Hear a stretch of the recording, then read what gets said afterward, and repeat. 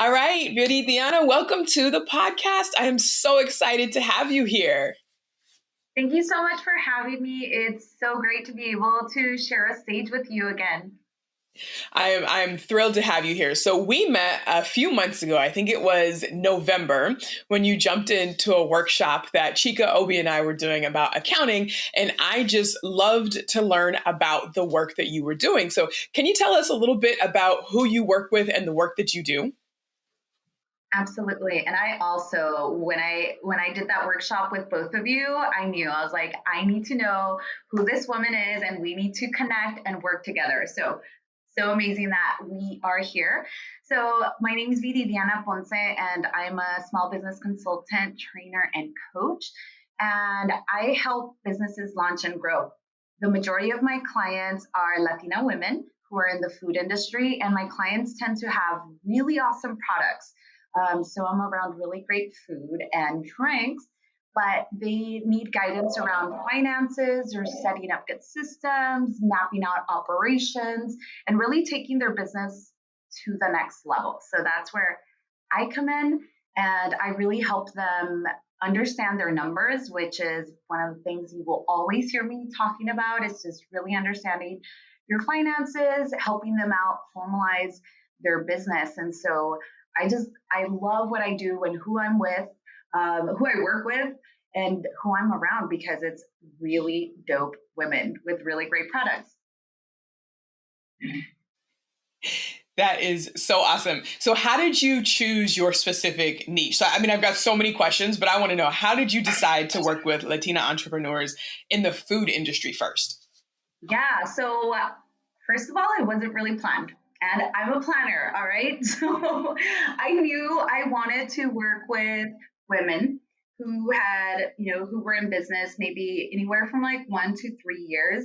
And it just so happened that the people that were part of my network were a lot of women in the food industry. So it just kind of happened organically. In my business plan, I had women, small businesses, 1 to 3 years, but food wasn't necessarily on there. But that's just who, when I started going to events and then reaching out to my network, that's the group of folks who were part of my network. And then that those referrals grew, and then I just realized, I think when I finally like came up to take a breath after being in business for like 2 years, I was like, wait a minute, they all have something in common. And so that's where I really deliberately started to focus my attention and doing a lot more research and getting really diving into the food industry. I love that origin story, just by looking around at your network and seeing who was there and deciding that you wanted to use your skills to help women, but then not being so tied to the industry, and then letting that kind of come organically, because the skills apply no matter what you're doing. And then you just develop the little niche. So I really like that you did that. And also, I learned about half the food places in the Bay Area from your Instagram account, and then also from Quali Salsa. Every time Yanin posts about a collaboration, I'm like, yes, I'm adding them to my account. So I appreciate both of you all for for definitely increasing my Bay Area palette. So tell me a little bit. Oh, go ahead. I was going to say, something that I love is that whenever there's a list of like top restaurants you should go to in the Bay Area, or like some sort of list, I always know that one of my clients is on there, and it's so awesome to see that recognition as well. Because, like I said, my clients make really amazing products, really amazing food, and so I love that you mentioned that. And I've had a couple of other folks say, they're like, when I see those lists, I know one of your clients is on there. That's awesome. That's an awesome claim to fame. So I have a question for you. So a lot of people, I would say, not a lot, but a handful of people make food on the side, like whether you're selling cupcakes or empanadas or, doing jewelry or earrings, some things like that. What is the difference between someone deciding to make food as a hobby versus turning it into a business? What is that transition that either you have to help your clients with, or that they have and then they come and find you? What is that switch? That's an awesome question, and so much. We could have a whole like workshops on this, but I think some of the main differences is really taking it, like being able to take your business to the next level and really taking it seriously and doing things. For example, you're going to be doing your health certificate, right? So you're going to be going and learning about the food safety, and that's something that's really important, I think, not only for your clients, but also it's going to talk about what type of person you are, that you're really putting public health first. And so I think that's one thing that's really important. I think the second thing that's important is that you have access to bigger opportunities. If you're starting to formalize, that you will be able to sell to other stores, that you'll be able to sell to bigger companies, take on bigger jobs. I know a lot of times people are really concerned from doing it from their house to moving it to a different location because of money. But one of the things is that when you cook out of a commercial kitchen, you're using bigger equipment and equipment that's more efficient. And so you're able to cook larger volumes in less time, and you're able to serve more people and potentially make more money. So a lot of times I am working with folks that they're, like I said, they have a really great product, and they do have, sometimes it can be challenging to justify, like, why am I going to start paying insurance? Why am I going to start paying for permits? Why am I going to start paying for rent when it's working out from my house? But I think we also have to think about long term, think about opportunities, think about what we will be able to do if we are positioning ourselves for success. Yeah, I absolutely agree with that. I mean, the whole premise, right, of Transcend is that we're taking our business, we're building it, and then we're leaving a legacy. And it is hard to do that when you're afraid to grow. And people all over are afraid to grow. I'm afraid to have to pay to form a business. I'm afraid of the responsibility that is going to be required of me. I'm afraid to get the permit. I'm afraid to put myself out there. What if I have a history or don't have a history, right? That could go either way for folks. What is it? But I really just encourage people to look at it from a position of abundance. There is so much out there, and there's more than enough, that moving forward is only going to bring you good things. And staying where you are is familiar, but there's so much more opportunity when you put yourself out there as a business, from working with other business owners to even funding a retirement account, right? Hiring your children, doing all of these different things that will really secure your financial future if you know how to do it. So I appreciate that transition. I also I did want to mention just a couple more things, is that we saw a lot of people during the pandemic that unfortunately they were not able to tap into resources nor grants or loans because they hadn't formalized their business and they were running it informally, right? Which, you know what, we have to do what we have to do, right, in order to feed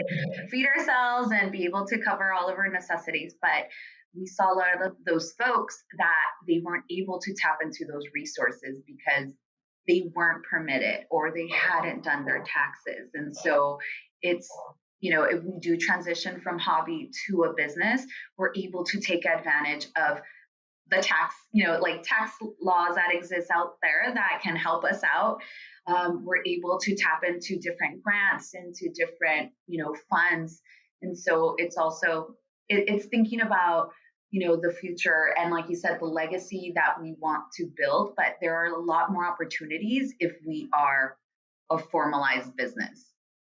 Yeah.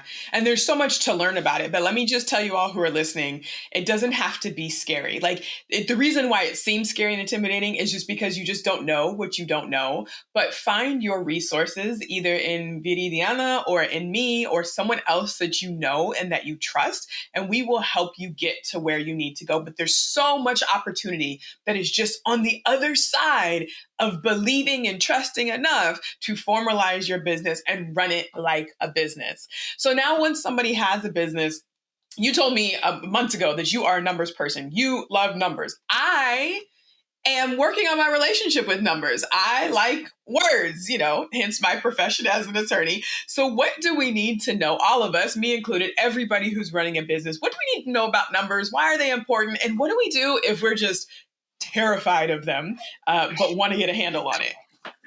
Yes, and I've seen that usually when I'm teaching classes, and if we're talking about like concept, then everybody's so excited and everyone's like chiming in, and then when I get to the finance part, everybody gets real quiet, and I see it in their eyes, and they go back, and I'm like, you guys, I was like, please don't go mute on me.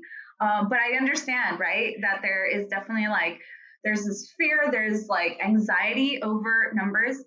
So a couple of things that we should know, like what are some of these important numbers? If you are going to take your business from a hobby and to make it into a business, then you need to understand what are the startup costs, right? What is it going to take in order for you to launch your business and not just say, I think it's going to be $5,000.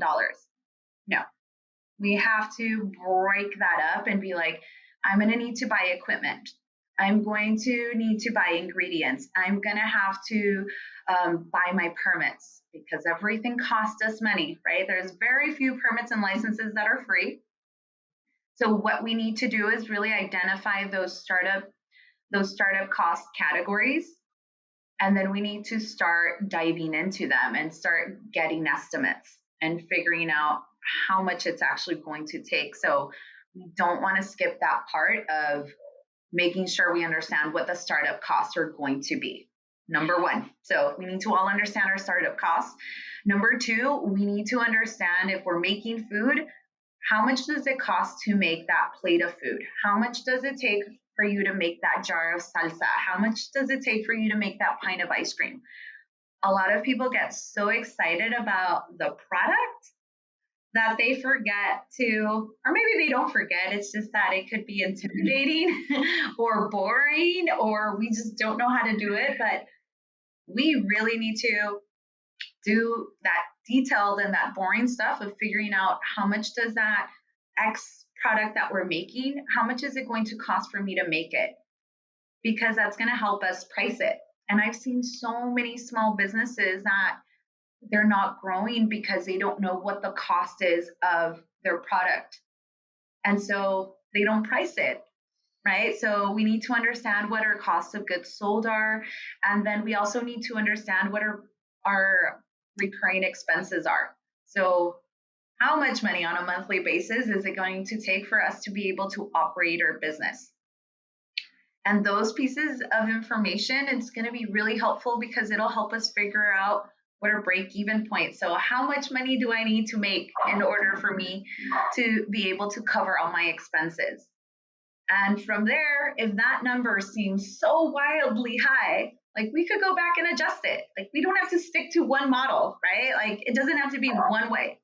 That's it. We're allowed to change it up. And so I think those are some really key numbers, key pieces of information that we need to know. So startup costs, recurring expenses, your cost of goods sold, and your break-even point. And I would say that if someone's like, I don't like numbers or this is so hard, we don't have to use all those like fancy terms like break even or we don't have, or cost of goods sold. We just have to put it like, how much is it going to take for startup costs? How much is it going to take for us to be able to start or grow our business? Your cost of goods sold is how much does it cost me to make this product? Right? My recurring expenses is what are all of my monthly expenses going to be? And then break even, how much do I need to sell? So I think that once we start stripping off maybe those like fancier terms and we really put it in like in terms that we know, we realize it's not that intimidating. And it's just really understanding how much are we going to have to put in and how much do we need to make in order for this to make sense. I totally agree with that. And if you have a service-based business, it's the same idea. I think we just skip over that a little bit more because, we're not making a plate. And then once you, especially if you have an evergreen product, once you make it, it's just kind of out there. But it is really important in any kind of business to understand what is it going to cost for you to get started, number one. Because also, if you can price that, there are also money opportunities available for you. But I think that there's something, especially like in the African American community, I think we really feel like we can't ask for help and we're not supposed to ask for that money. Or sometimes there's the thought that, like, well, someone should just fund it completely, right? But like, if you have been around little kids and a kid asks you for $1, you're going, well, what are you going to use this dollar for? How are you going to spend it? Are you going to make good decisions? That's the same idea. Not that we're children, but if someone's going to give you money or an entity is going to give you money, they want to know how you're going to use that money because they want to support you towards success, not just throw money at you that's not going to go anywhere. So understanding what is it going to cost you to get started allows you to also be able to look to different sources for some funding options. Knowing your numbers and what it costs for your reoccurring expenses, how can you make adjustments when you don't know? In the food industry, a lot of restaurants start up and go under because it is so hard to get that profit margin right. And so if you're not doing it with precision, I think you're setting yourself up to not be as successful as you can be. And just like Viridiana just said, once you strip away the language that's unfamiliar, then it becomes familiar. It's like learning a new language, right? I'm learning language. I love learning languages. When there's some concept that I don't understand, my teacher breaks it down into simpler terms. And then now all of a sudden, not all of a sudden, but then eventually I learn what the word means and can use it in context. It's the same thing. So don't be intimidated. Or if you are intimidated, recognize that, but don't let it stop you. Just recognize that as a point where it's important for you to go and get some support, because everything that we have talked about, you are capable of doing. It is there for you, and there is support around you to move forward. Absolutely. And something I also want to mention, especially in the food industry, that based on like 2020 industry benchmarks, profit margin is only 4% for single location restaurants. And so it's so critical that making our plate of food is just as important as knowing the cost of it and knowing your numbers, because it's not only competitive, but it's just, that's the market, it's the industry, that it's a really low profit margin. Now, can this 4% be of a huge number? Absolutely, right? But it's just as important that our recipe is amazing, that we also understand our finances, because it's, knowing our numbers is going to make a difference in our business. And that's why we sometimes see that there's food out there that's not even that good, or restaurants that are not that good that do really well. And it's because they've got a system, they understand their numbers, and then you have other folks who make really good food and they're struggling, but it's because they're not putting the same emphasis on understanding and really reviewing their numbers. Yeah, thank you for that. So we've talked a little bit about the business structure and the sort of logistics, I guess, if you will, the business side of running the business. But now I'm interested in learning about some of the transformations that you have seen in your clients when they have decided to take a moment, take the next step and really run their business. So you have worked with tons of people just through the classes that you teach and through one-on-one coaching, but I think entrepreneurship is one of the hardest but most rewarding things that you can do. I don't have kids, but I feel like it's got to be like raising kids. It's this beautiful experience that'll challenge you and try you and make you want to pull your hair out, and then you just love the baby that you've created and all of these things, right? So how are people more empowered? Are they more confident? How has it changed them as entrepreneurs and then also changed their families? I love that. So yes, the transformation is amazing. So one of the things that I really, really love is that my clients really see what they're capable of. And that for me is just, it's so powerful, because I love when clients say, they're like, wow, I didn't know how to do this, and now I'm able to do this. And an example would be, I have clients that didn't know how to use a POS system before, and now they're selling things on their POS system online, or they didn't know how to let's say, write a professional email or negotiate with a vendor. And now they have that capacity and that capability. And that in turn makes them feel more empowered, right? And they feel badass where they're like, yes, I was able to do this. They also feel more confident because they have more clarity. They see the potential for their business, because a lot of times when I'm working with folks, we're just thinking, or they come to me kind of just thinking of like, how do I make money now? And not really looking at long term, because there's so many things that are coming at them at the present moment. And so sometimes it's really hard where you're like, how am I going to think about 3 months from now when I can't even deal with this week? I can't even deal with this challenge. But I see that after working together, they really are able to see past just the present, and they're able to have more clarity and really see, that what they can be doing right now is going to impact the long term. And so I think their confidence in themselves grows. And then one of the things I really love is that a lot of them start charging more. And that is so important as well, because there is this maybe misconception that like certain Latino products should be cheaper, right? Or they should be cheap. And no, a lot of this, like a lot of these products they're so labor intensive, and it doesn't matter if the ingredients are not that inexpensive, but the labor, the recipes that are being, that are going into them. And so I tended to see clients charging more because they understand their costs, they understand what their worth is. And once again, because they see their capacity, they see that confidence. And so that in turn means that they're making more money. And the impact that all those factors have on their families is amazing to me, because we're impacting our younger generations as well. And, their children are also seeing like, yes, we can have a product that costs, that's expensive. We can be in a location where there's like tech companies, we are capable, we do belong here. So it's really powerful and really exciting to see those transformations. Yeah, I bet. I mean, there's, historically in the United States, right, the labor force was initially Black folks and then transitioned into more Latinx folks. And so both groups understand what it is like to be in the service industry, right? And for the large part, we're still there, but we are not, our services aren't valued. They're the ones that you're trying to get on the cheap, right?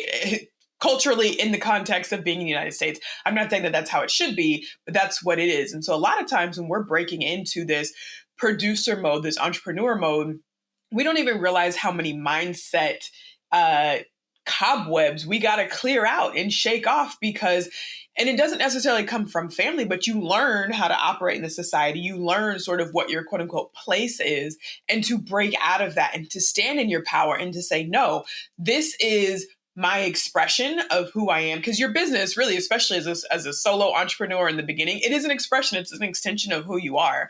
And so being able to stand up in that and saying, this is what the value is, this is what I deserve to be paid, and I'm not going to give it to you for less, is huge. It's transformative. And especially for women, where just our roles are generally to support and not to play second fiddle necessarily, but to support more than I think men in our society are asked to support, like emotionally and that other way coming around. So that transformation I have seen into my own clients as well is huge. Even just in myself, I feel like I don't know everything, obviously, but I feel like there's nothing that I can't figure out. My problem solving skills have gotten better. That also helps with law school too. I'm like, well, just tell me what the question is and I'm going to go find an answer. But personally, that is like so transformative. And then the kids in your community see that. The other people in the community see that. You get to hire people. You get to train people. It's a ripple effect when you empower yourself to make this difference and to do something that you love, turning it into a business. It doesn't just stop with you. You're really, truly changing your community. So Absolutely. go ahead. Yeah, I was going to say absolutely. And I used to work at an organization that was focused on women entrepreneurs, and they did a lot of research and had a lot of stats about how when you invest in women, what that ripple effect is in our community, because women tend to hire more folks. So we see that also that dollar, that you're investing in a women's product, that she is then investing that in hiring and then paying taxes and then, and then inspiring, like we said, like inspiring and really changing that fabric in our culture. But it really does have, an impact in our community and financially as well, because of the taxes, because of, hiring out.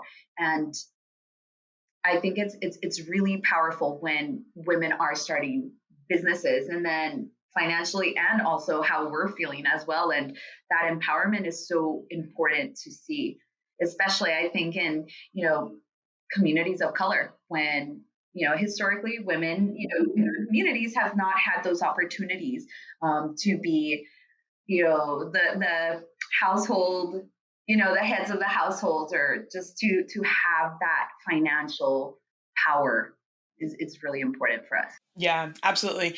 So, one of the things I also tell my audience all the time is to bring your full self to the job, right? Bring who you are.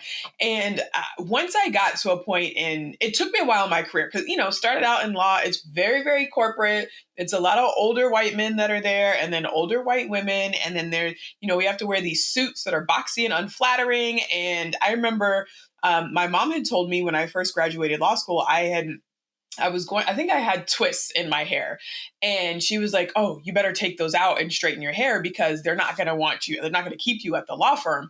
And I was in a position where I understood the historical context because, yes, that had happened before. Because now there's the Crown Act in California where you were not allowed to discriminate against someone, take their job away, or not hire them because of the way that their hair is.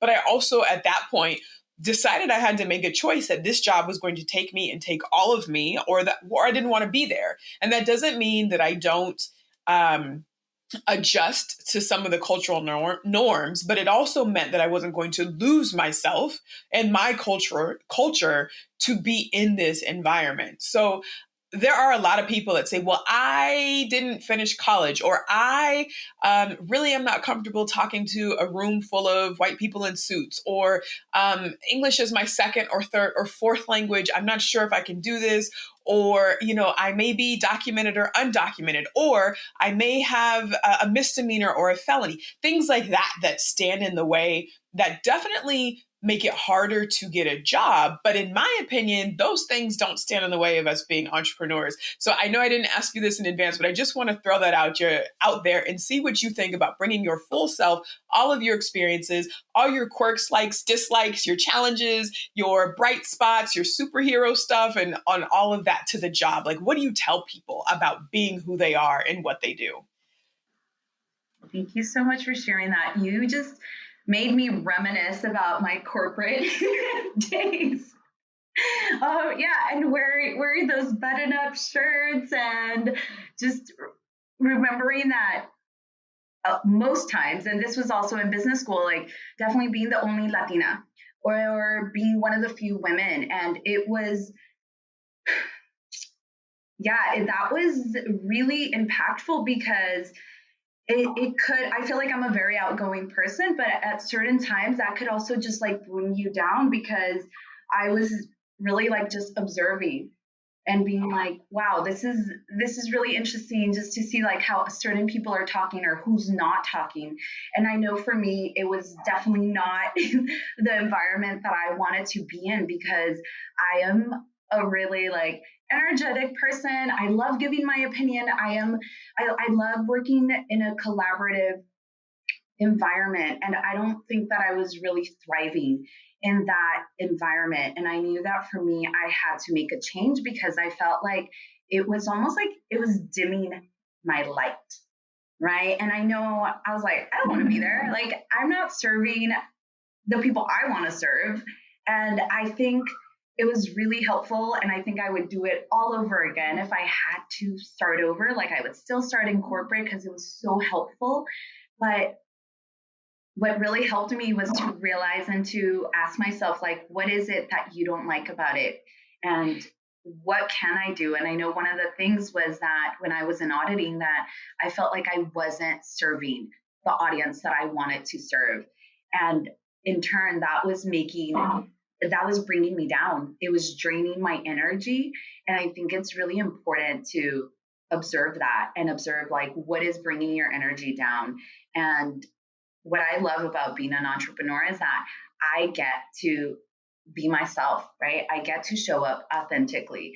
I get to speak my language. I get to like just express myself and be happy and be who I want to be. And like you mentioned, like, of course, there's moments where you have to adjust that. I'm also not going to be like super wild and all over the place because everything, there's like a time and place for everything. You still have to be professional, but it doesn't have to be professional in a button up, right? It could be your interpretation of being professional.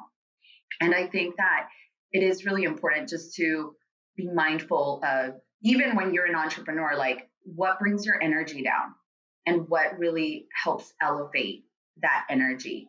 And I think that's really important because when you are doing something that you love, you're gonna feel it, you're gonna radiate that, you are just gonna work really hard, hard at that.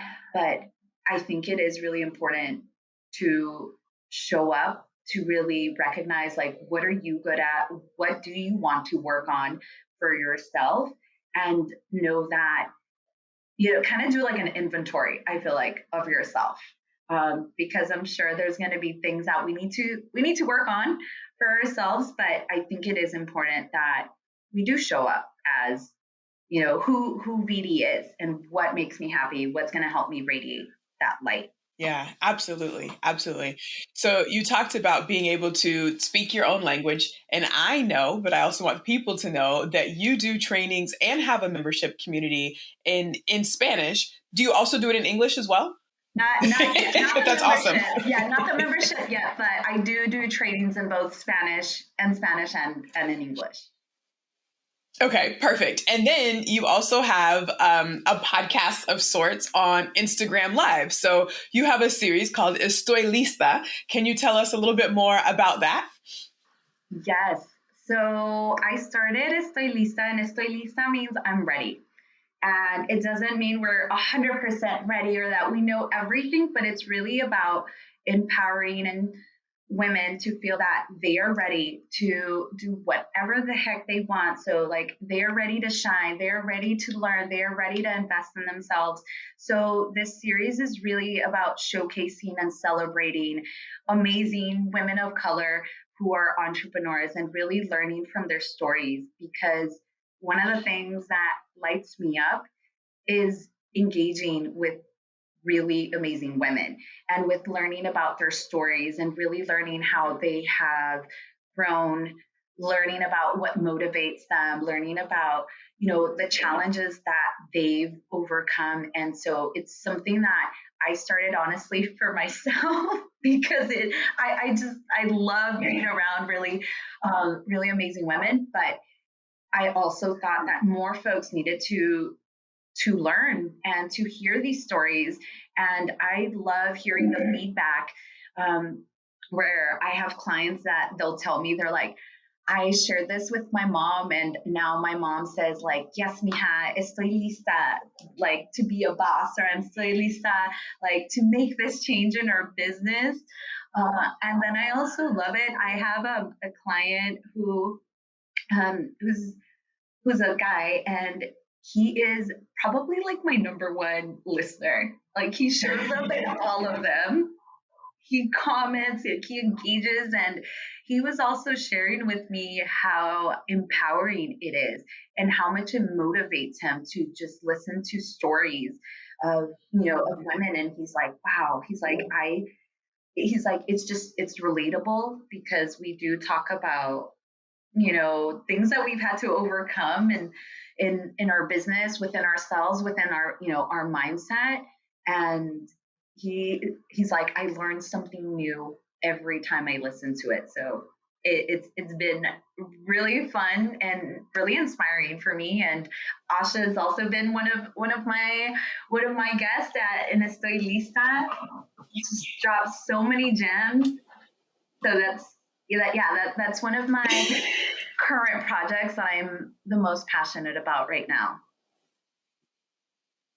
Yeah, I mean it's an awesome series. So if you are on Instagram, definitely tune in. What is your Instagram handle so they can go and find you? Yeah, so it's VP Consulting SF. Perfect. And then if they wanted to take a class from you or find out a little bit more about how to contact you, should they just go through Instagram or do you have a website that you want to drop? Yeah, so both ways work. So if you go to my Instagram and you go to the link in my bio, I believe it's vpconsulting.com and then /connect. And so you can fill out a form, tell me a little bit about your business, what type of support you're looking for, and then it'll also share with you the type of support that I offer. And then that way, it's the fastest, easiest way that we can connect. You can also go to my website, vpconsultingsf.com, and then get some more information about the services that I provide. Awesome. Thank you so much. And I would tell anyone who's listening that even if you are not sure that Viri is the right person for you, reach out to either one of us because we will know somebody. Inevitably, we will know someone who will be the right person for you. So you don't have to do this entrepreneurship game alone. You don't have to fit into some kind of box. We've told you our stories about how we have shown up just bright in all the awesomeness that we are, and we want you all to be able to do the same thing too. It is not a competition. It is rising together and empowering each other to get to the life really and the dreams and the freedom that we actually want. So bring your full self to the table. And yeah, I think that's it for us. Thank you for listening. And Viri, thank you for joining. Go find her at VP Consulting on Instagram or vpconsultingsf.com for her website. And go check out Estoy Lisa and then come back here for another episode of Transcend. Thank you so much for coming.